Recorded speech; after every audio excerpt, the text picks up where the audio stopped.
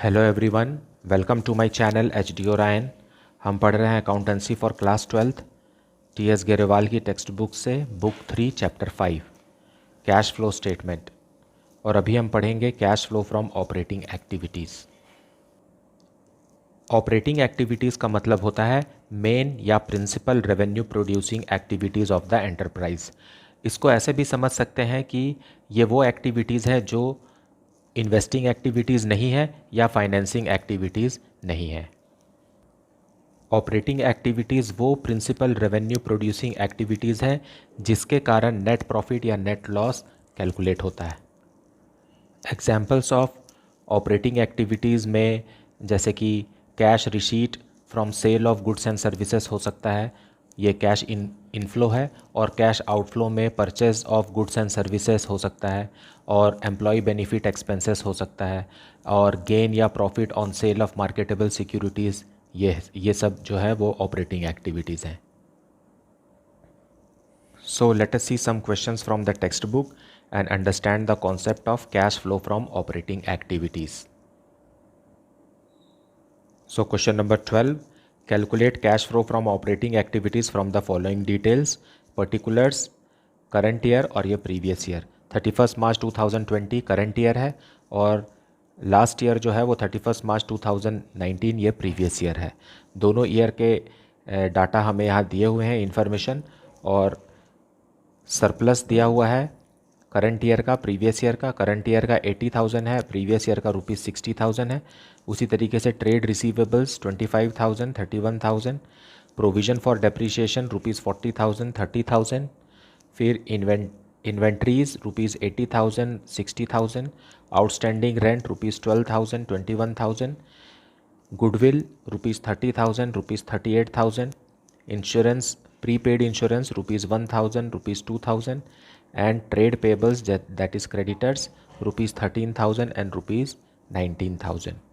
सो हमें यहाँ दिए हुए इंफॉर्मेशन को चुनना है कि क्या करंट एसेट्स है, क्या करंट लाइबिलिटीज़ है, और क्या कौन सा आइटम नॉन कैश आइटम है या नॉन ऑपरेटिंग एक्सपेंसेस है या इनकम है। यह हमें आइडेंटिफाई करके टेबल में शो करना है। सॉल्यूशन 12, हमें cash flow from operating activities calculate करना है। सबसे पहले हम लिखेंगे net profit before tax and extraordinary item.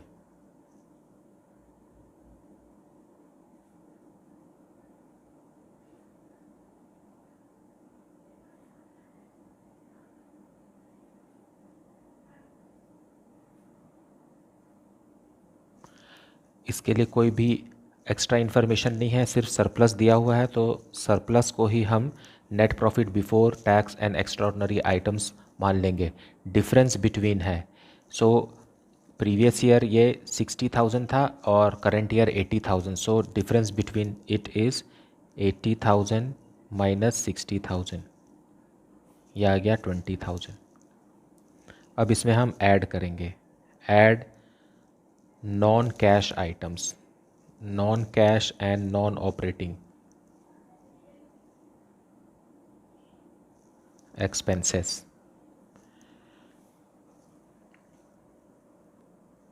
इसमें आएगा depreciation, depreciation for the year,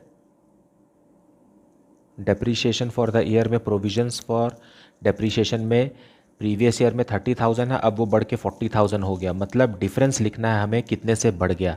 मतलब current year minus previous year करेंगे तो आ जाएगा डेप्रीशिएशन फॉर द ईयर। उसी तरीके से गुडविल, गुडविल का वैल्यू भी कम हो रहा है।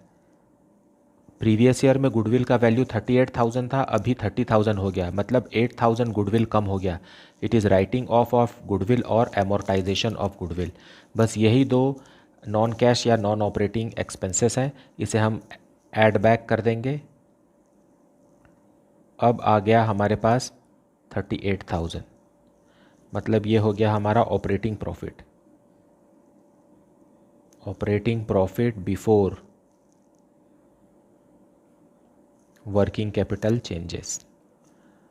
अब हम वर्किंग कैपिटल का ट्रीटमेंट करेंगे। हमें पता है working capital is equal to current assets minus current liabilities. इसके लिए हमें ऐड करना होगा, add decrease in current assets,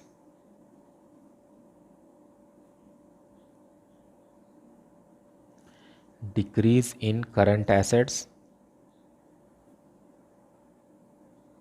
and increase in current liabilities.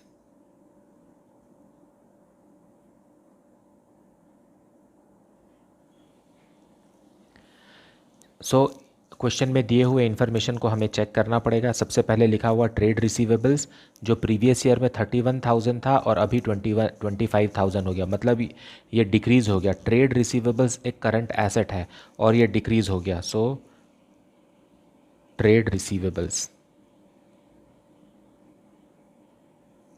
कितने से डिक्रीज़ हो गया है? ये ₹6,000 से डिक्रीज़ हो गया है, इसलिए हम इसे ऐड करेंगे। इसलिए ऐड करेंगे क्योंकि it is inflow of cash. Trade receivables का मतलब होता है डेटर्स और बिल्स पेबल।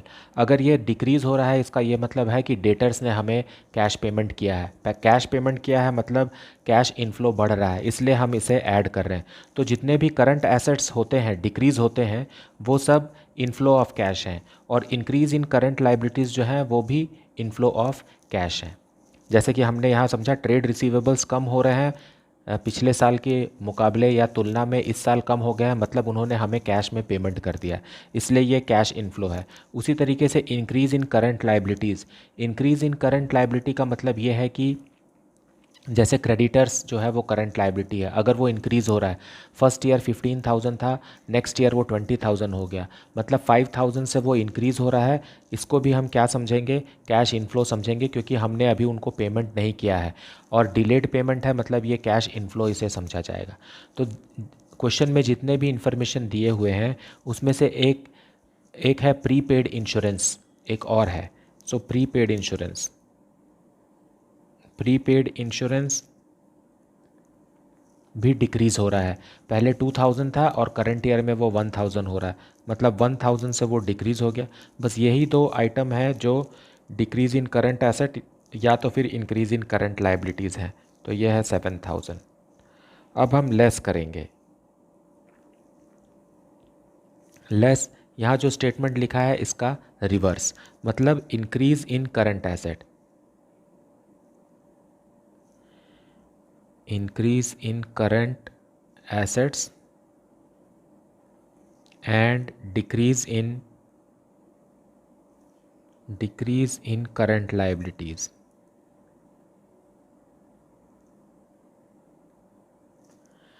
अब इसमें क्वेश्चन में हम देखेंगे कि कौन कौन से ऐसे करंट एसेट्स और करंट लाइबिलिटीज़ हैं जो इंक्रीज़ और डिक्रीज़ हो रहे हैं। तो क्वेश्चन में फर्स्ट है इन्वेंट्रीज़। इन्वेंट्रीज़ पहले 60,000 के थे, अब 80,000 के हैं। सो इंक्रीज़ इन करंट एसेट्स हो रहा है। इन्वेंट्रीज़ इंक्रीज़ हो गए हैं, मतलब हमने और स्टॉक खरीद के ले आया है, और स्टॉक खरीद के ले आया है मतलब कैश में पेमेंट किया होगा, इसलिए increase in inventories is outflow of cash. उसी तरीके से outstanding rent, outstanding rent is a current liability. Current liability previous year में 21,000 का था और अभी 12,000 का है, मतलब डिक्रीज़ इन करंट लाइबिलिटी, मतलब हमने पेमेंट कर दिया। पेमेंट कर दिया मतलब it is outflow of cash, और डिफरेंस क्या है? 21,000 से वो घट कर हो गया है 12,000, means there is a decrease in current liability, it means it's a payment in cash. So outflow of cash, इसलिए हम इसके लेस करेंगे। फिर है trade payables. Trade payables trade payables creditors है 19,000 का था और अभी 13,000 का है, मतलब 6,000 का हमने पेमेंट कर दिया है। सो ट्रेड पेबल्स लिखेंगे। ट्रेड पेबल्स करंट लाइबिलिटीज़ है और इसका पेमेंट हो गया 6,000 से, तो ये 6,000। अब हम इसे ग्रैंड टोटल करेंगे, ये हो गया 35,000 और ये माइनस करना है। अब 38,000 प्लस 7,000 माइनस 35,000 करेंगे, आंसर आएगा 45,000। Now this is cash flow from operating activities.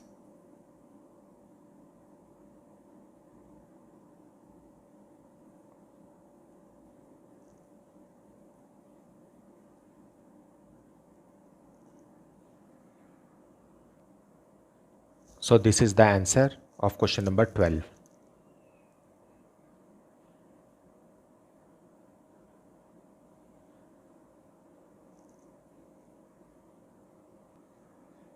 Now let us see question number 13.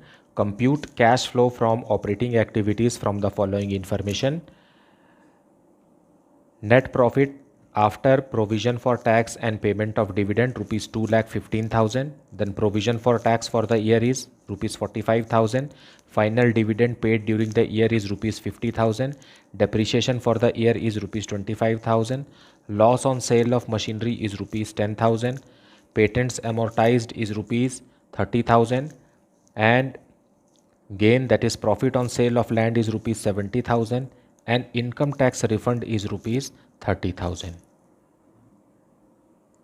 इस क्वेश्चन में करंट एसेट्स और करंट लाइबिलिटीज़ के बारे में कोई भी जानकारी नहीं दिया हुआ है, सिर्फ इसमें नॉन कैश आइटम्स और नॉन ऑपरेटिंग आइटम्स के बारे में ही इंफॉर्मेशन है.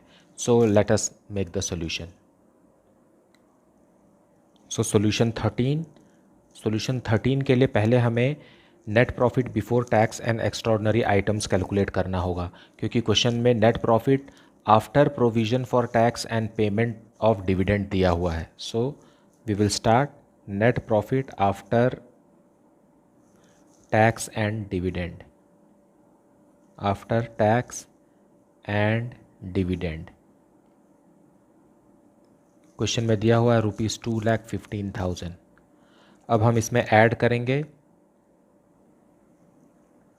Provision for tax. Provision for tax for the year ये है 45,000 का, और डिविडेंड पेड भी है. सो डिविडेंड को भी लेस करेंगे.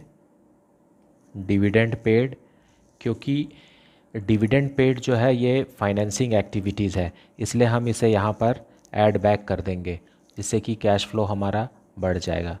डिविडेंड पेड है रुपीज़ 50,000 का. ये दोनों मिल कर के हो गया 95,000. और इसमें लेस करेंगे हम लेस इनकम टैक्स रिफंड.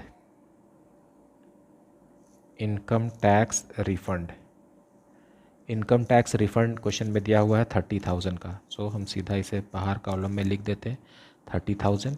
अब जो आएगा वो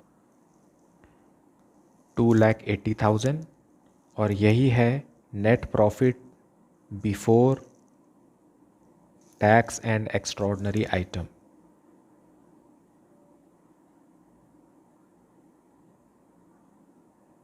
आइटम्स.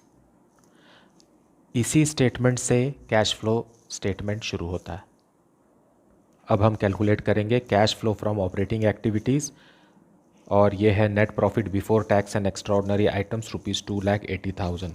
हम इसमें ऐड करेंगे non cash items, non cash and non operating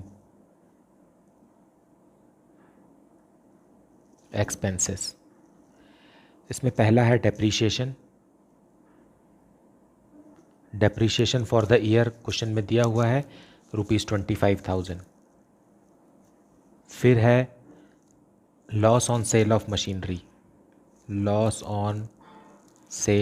machinery, rupees 10,000. ये दोनों नॉन ऑपरेटिंग एक्सपेंसेस हैं, और पेटेंट एमोर्टाइज्ड भी है.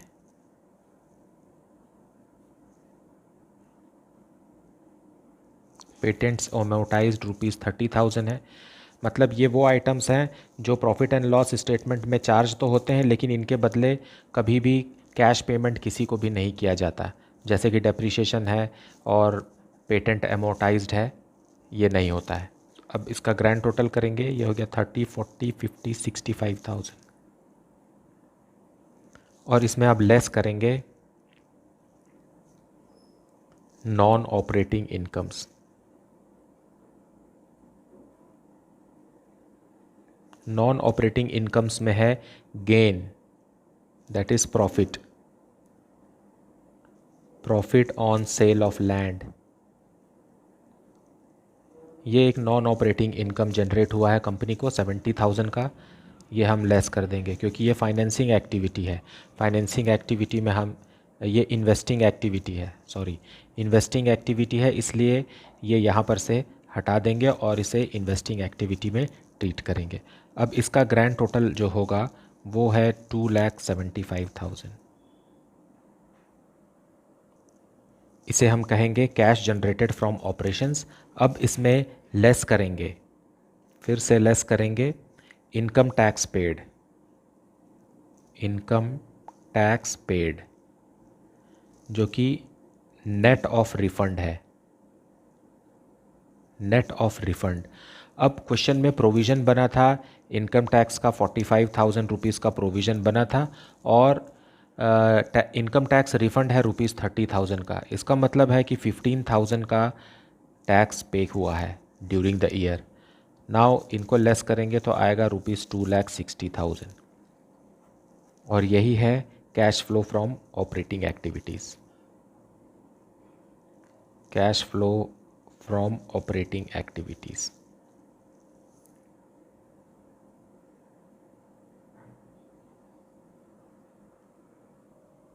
So this is the solution. Now let us see question number 14. Calculate cash flow from operating activities from the following. Profit for the year is ₹7 lakh after considering the following items. Depreciation on fixed assets ₹40,000, goodwill amortized ₹20,000, gain or profit on sale of land ₹90,000 and appropriation of profit towards general reserve ₹60,000। मतलब ये जो 7 lakh rupees का जो profit है ये सारे को minus करने के बाद है ये प्रॉफिट। तो हमें इस सब को ऐड करके net profit before tax and extraordinary items calculate करना है और उसके बाद फिर ऑपरेटिंग कैश फ्लो निकालना है। साथ में करंट एसेट्स और करंट लायबिलिटीज़ का जानकारी भी दिया हुआ है।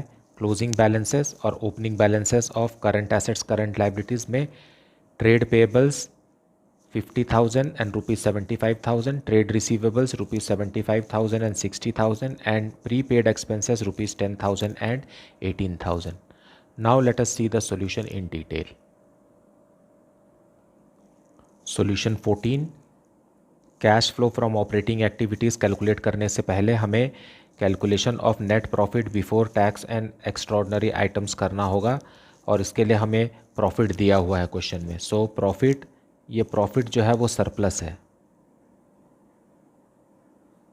Surplus that is statement of profit and loss for the year, दिया हुआ है ₹7 लाख। अब हम इसमें ऐड करेंगे, बस एक ही आइटम है जो हमें ऐड करना है, ये ट्रांसफ़र टू जनरल रिजर्व।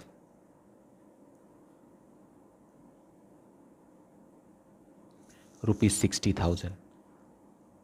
अब जो अमाउंट आएगा ये 7,60,000, इसी अमाउंट से कैश फ्लो स्टेटमेंट शुरू होगा। Net profit before tax and extraordinary items,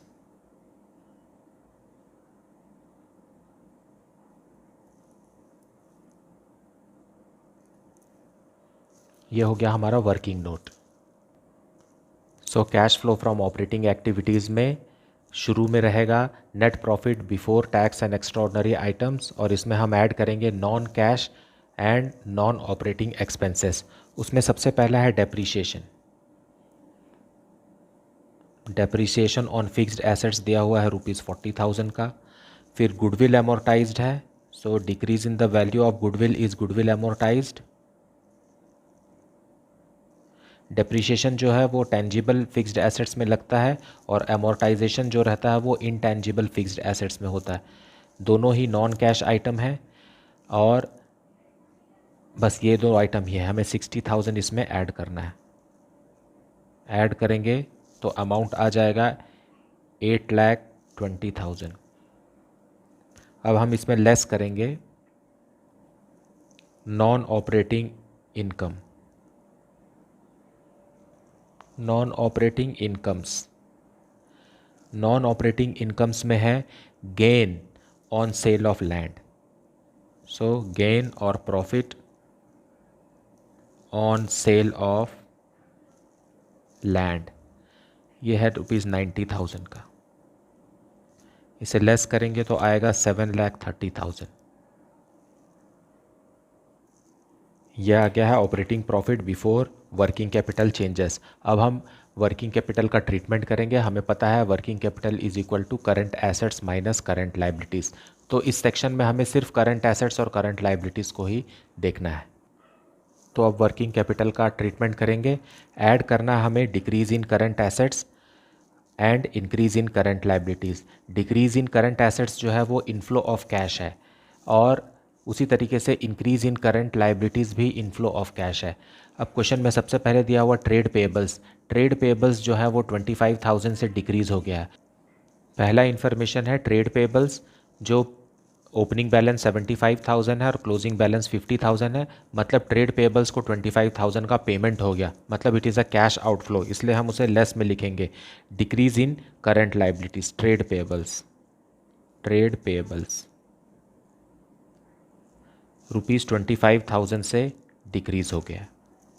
और दूसरा इन्फॉर्मेशन है ट्रेड रिसीवेबल्स, जो पहले 60,000 का था और अभी 75,000 का हो गया।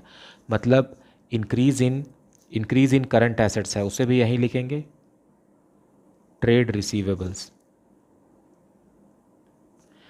रिसीवेबल्स भी है ₹15,000 का। और लास्ट इन्फॉर्मेशन है प्रीपेड एक्सपेंसेस, जो कि एक एसेट है, करंट एसेट है, और वो प्रीपेड एक्सपेंसेस पहले 18,000 का था, अभी 10,000 का है। सो ये यहाँ आएगा prepaid expenses. It is decrease in current assets, मतलब it is cash inflow, considered as cash inflow 8,000। इन सब को ऐड करेंगे, मतलब 7,30,000 में 8,000 ऐड करेंगे और यहाँ 40,000 लेस करेंगे, तो आंसर आएगा ₹6,98,000। This is cash flow from operating activities.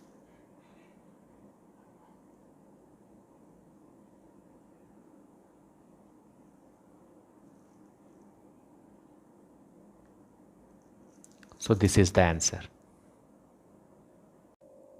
Now question number 15.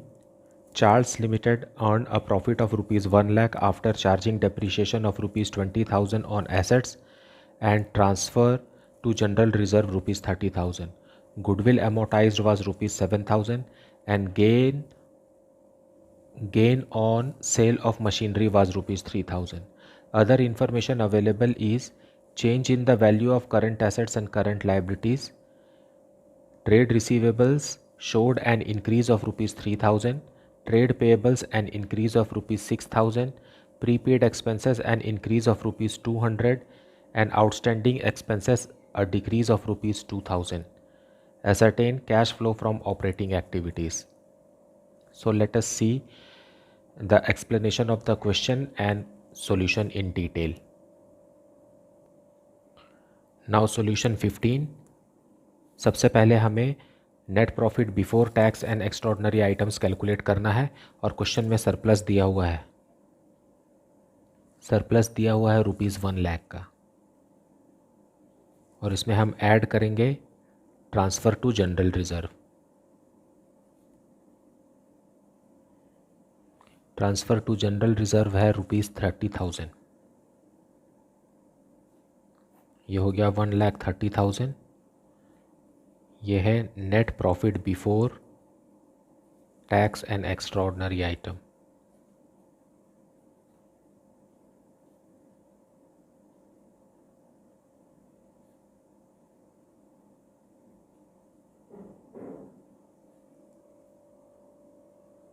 अब हम कैलकुलेट करेंगे cash flow from operating activities.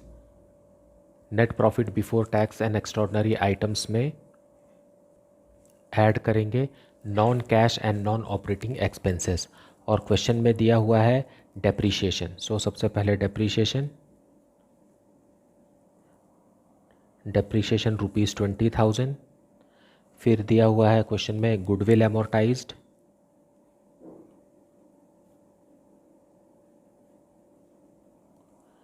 ₹7,000। बस इतना ही नॉन कैश एक्सपेंसेस हैं। इनका ग्रैंड टोटल है ₹27,000।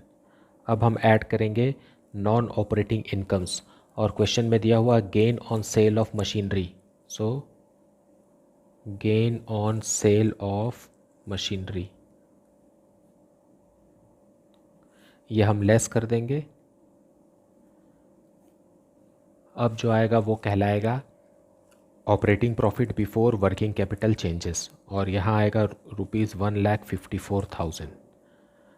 अब हम वर्किंग कैपिटल का ट्रीटमेंट करेंगे। सो ट्रीटमेंट ऑफ वर्किंग कैपिटल में आ जाएगा, फर्स्ट है ऐड करेंगे decrease in current assets and increase in current liabilities, और लेस करना है increase in current assets and decrease in current liabilities. अब क्वेश्चन में दिया हुआ है trade receivables showed an increase. Trade receivables मतलब करंट एसेट्स इंक्रीज हो रहा है मतलब उसे लेस में लिखना है। सो ट्रेड रिसीवेबल्स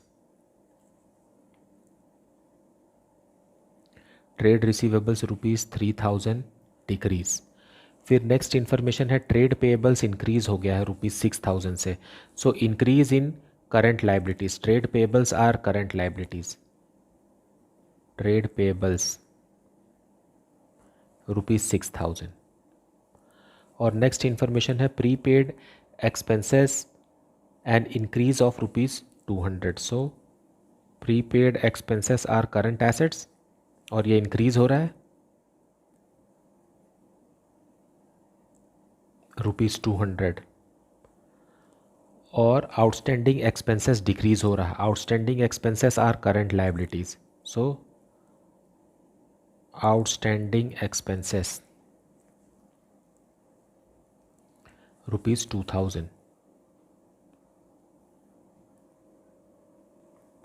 अब आंसर आ जाएगा ₹1,54,800, और यही है cash flow from operating activities. Now let us see question number 16। X Limited earned profit of ₹1 lakh after charging depreciation ₹20,000 on assets and transfer of general reserve ₹30,000. The goodwill amortized was ₹7,000 and gain on sale of machinery was ₹3,000. The other information available changes in the value of current assets and current liabilities is as follows. At the end of the year, debtors showed an increase of ₹6,000. Creditors an increase of ₹10,000. Prepaid expenses an increase of ₹200. Bills receivable a decrease of ₹3,000. Bills payable a increase of ₹4,000, and outstanding expenses a decrease of ₹2,000. Ascertain the cash flow from the operating activities. So let us see the solution. Now solution 16. सबसे पहले हम working note बना लेंगे calculation of net profit before tax and extraordinary items में। Question में हमें surplus दिया हुआ है ₹1 लाख का, सो ₹1 लाख। इसमें हम ऐड करेंगे transfer to general reserve.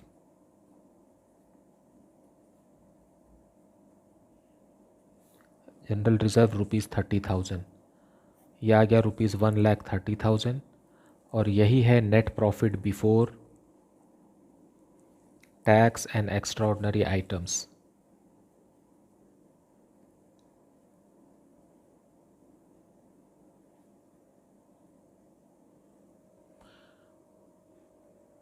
So cash flow from operating activities में net profit before tax and extraordinary items में हम ऐड करेंगे non cash items, non cash and non operating expenses, यह हमें ऐड करना है। सो क्वेश्चन में डेप्रीशिएशन दिया हुआ है, डेप्रीशिएशन ₹20,000, एंड गुडविल का अमोर्टाइजेशन भी दिया हुआ है, गुडविल अमोर्टाइजेशन इज़ ₹7,000। बस इतना ही है non cash and non operating expenses. इसे हमें वापस ऐड बैक कर देना है ₹27,000, और लेस करना है non operating income, non operating incomes. Non operating incomes में क्वेश्चन में दिया हुआ gain on sale of machinery, gain on sale of machinery ₹3,000।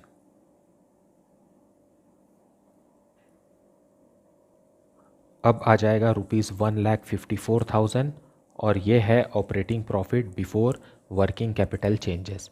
अब हमें वर्किंग कैपिटल का ट्रीटमेंट करना है। हमें ऐड करना है decrease in current assets and increase in current liabilities, और लेस करना है increase in current assets and decrease in current liabilities. So question में फर्स्ट इन्फॉर्मेशन है debtor showed an increase of ₹6,000, so it is increase in assets. So debtors 6,000 से increase हो गए हैं, इसका मतलब यह है कि it is outflow of cash, क्योंकि स्टॉक चला गया।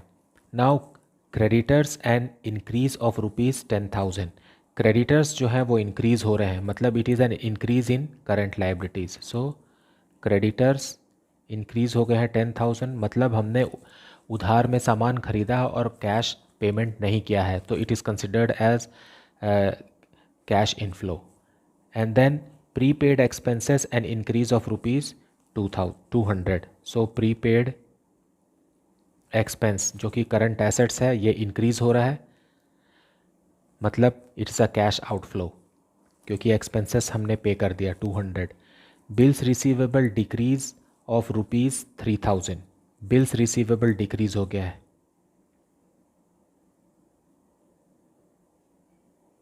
ये करंट एसेट्स होते हैं। बिल्स रिसीवेबल डिक्रीज हो रहा है, मतलब हमको कैश मिल गया,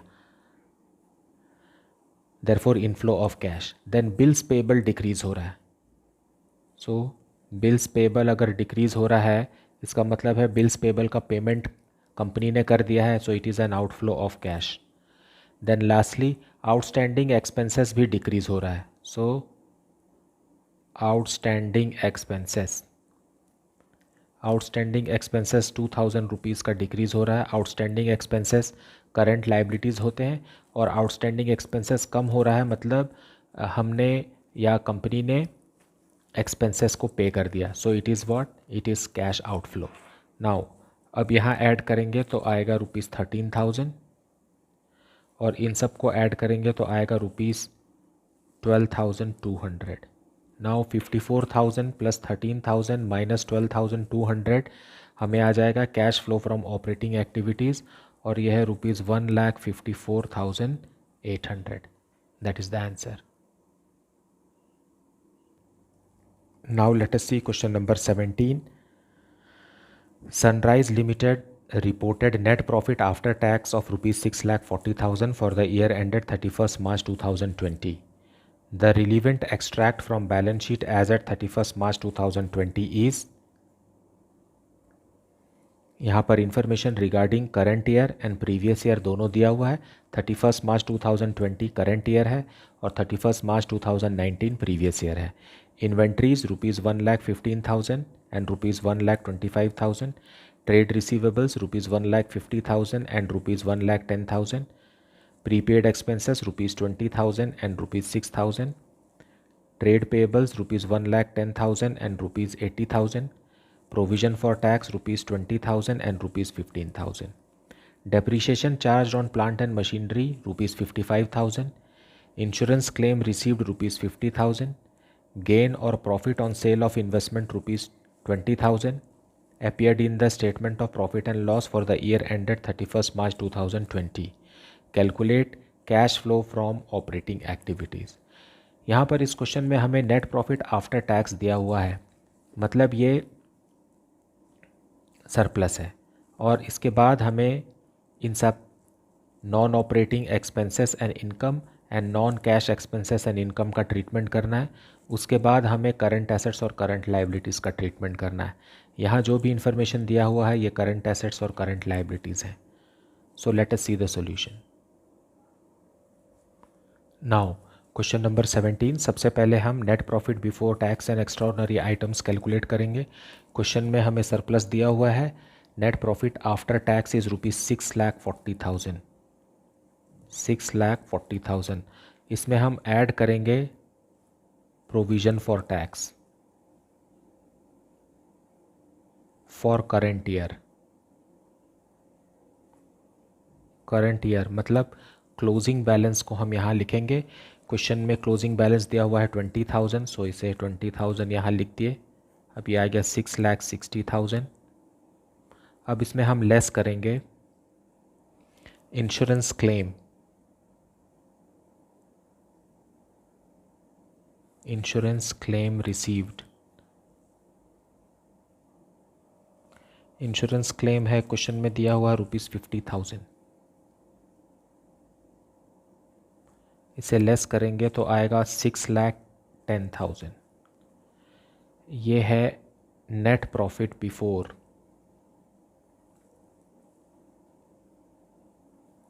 टैक्स एंड एक्स्ट्राऑर्डिनरी आइटम्स।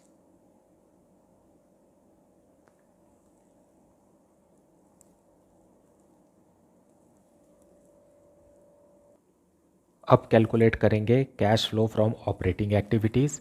सबसे पहले लिखेंगे net profit before tax and extraordinary items, जो अभी अभी हमने वर्किंग नोट में कैलकुलेट किया, ₹6,10,000।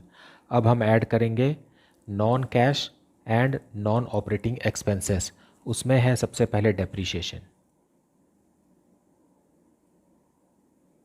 इंफॉर्मेशन में दिया हुआ है depreciation on machinery, plant and machinery ₹55,000, और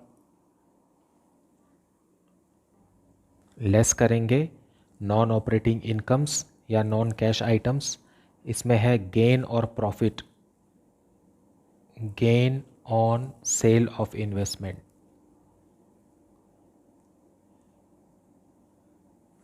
सो हम सीधा इसको बाहर लिख देंगे 20,000 और इसे 55,000।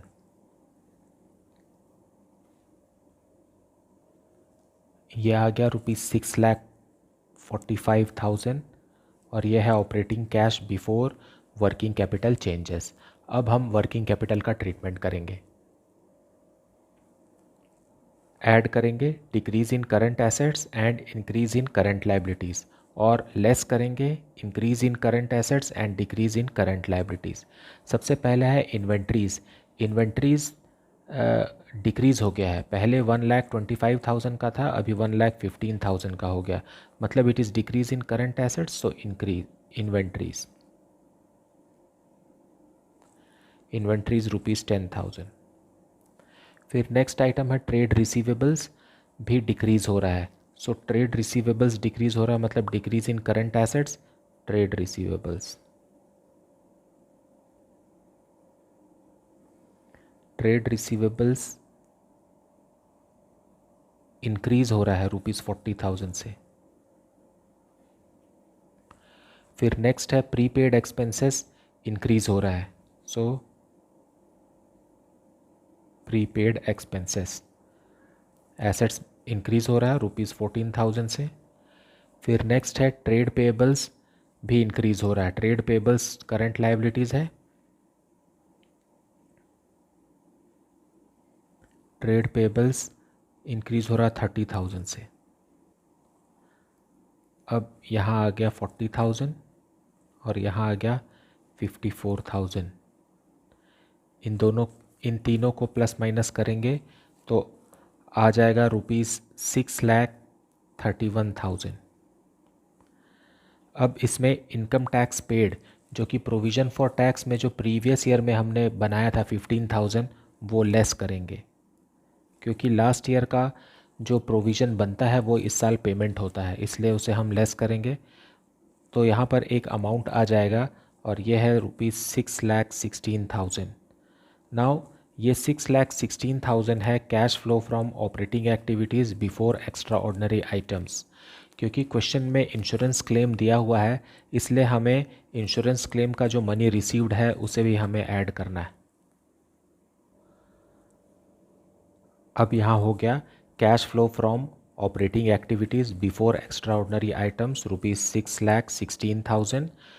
क्योंकि इस क्वेश्चन में इंश्योरेंस क्लेम भी है, इसलिए ये जो है ये बिफोर एक्स्ट्रा ऑर्डिनरी आइटम्स है। अब इसमें हम इंश्योरेंस क्लेम रिसीव्ड को ऐड कर देंगे, जो कि ₹50,000 है। इसको ऐड करने से अमाउंट आएगा 6,66,000 और यही cash flow from operating activities है। मुझे उम्मीद है कि आपको इस चैप्टर का कॉन्सेप्ट भी बहुत अच्छे से समझ में आ रहा है। अगर आपको कुछ भी डाउट है या कोई सजेशन है, so please put it in the comment section. Please like, subscribe and share the channel. Thank you so much for watching.